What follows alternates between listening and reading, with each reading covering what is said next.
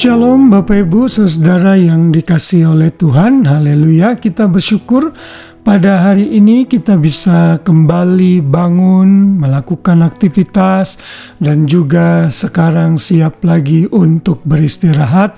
Kalau saudara mungkin berada di Australia dan sudah menjelang malam, tapi kalau saudara masih melakukan kegiatan yang lain, selamat beraktivitas. Saudara, hari ini masih dalam rangkaian menikmati liburan tentunya bagi kita semua, karena masih dalam liburan Paskah. Di Australia, saudara, Easter holiday itu adalah hari Jumat sampai hari Senin. Jadi kembali bekerja lagi hari Selasa. Ada 4 hari day off. Mungkin kalau di negara-negara lain hanya 1 hari saja, bahkan ada yang tidak libur sama sekali. Bersyukurlah dengan segala yang kita miliki dan nikmati dalam hidup kita.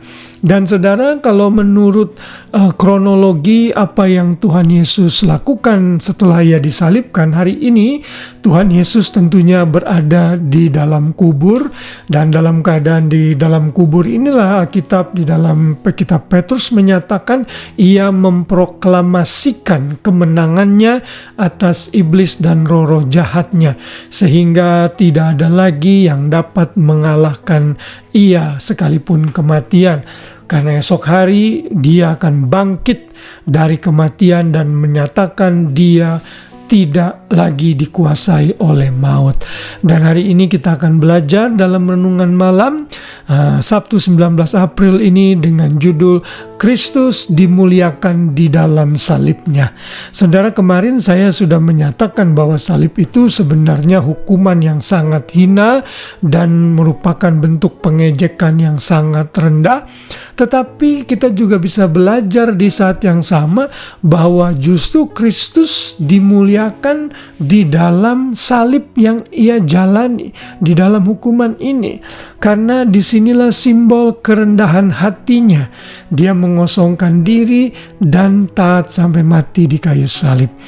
Inilah yang akan kita baca dalam Filipi 2 ayat 8. Ayat ini berkata demikian, dan dalam keadaan sebagai manusia, Ia telah merendahkan dirinya dan taat sampai mati, bahkan sampai mati di kayu salib.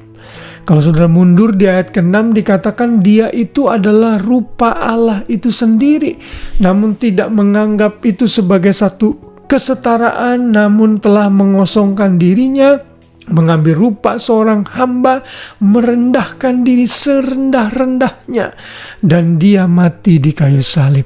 Saudara, waktu Yesus berada di kayu salib, Dia diejek, diludahi, ditampar, dicambuk, dihina. Bahkan yang terakhir Ia ditusuk dengan tombak sehingga air dan darah mengalir dari lambungnya, saudara. Dan mereka juga, orang-orang itu juga mengolok Tuhan Yesus, kalau memang Engkau Tuhan, turun dari salib dan selamatkan dirimu. Termasuk juga perkataan itu dinyatakan oleh penjahat yang ada di sebelahnya. Tapi Tuhan Yesus tidak melawan, Dia merendahkan dirinya sampai akhirnya Dia berkata dalam bahasa Yunani, tetelestai, artinya sudah selesai. Yesus sudah selesai menunaikan tugasnya. Dan tahukah saudara, ini adalah sumber kerendahan hati dan yang ditunjukkan oleh Tuhan Yesus, yaitu puncaknya, klimaksnya di atas kayu salib.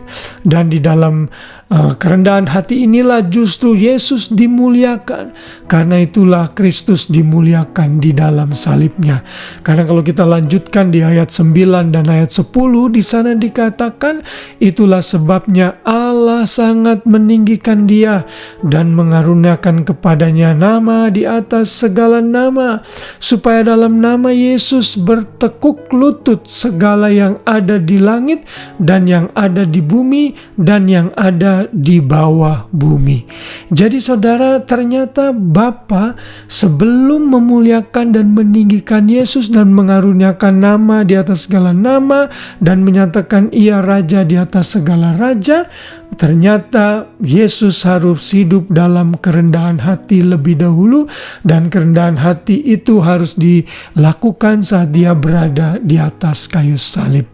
Ternyata saudara, dalam pemandangan Tuhan, orang-orang yang rendah hatilah yang akan dimuliakan. Karena itu aplikasinya bagi kita, mari kita tiru teladan Tuhan Yesus ini.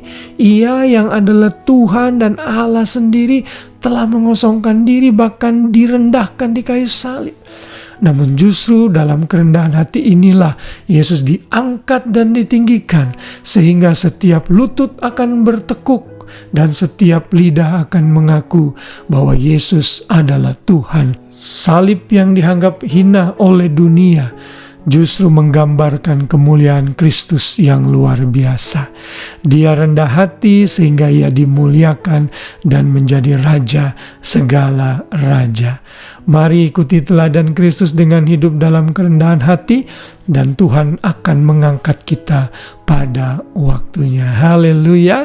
Biarlah saat kita merayakan hari kematian dan kebangkitan Kristus di sepanjang 3 hari ini, kita semakin bersyukur untuk karya Kristus yang sudah diberikan bagi kita, sehingga kita bisa melihat kemuliaan Kristus di balik salib yang ia sudah jalani sebagai orang hukuman.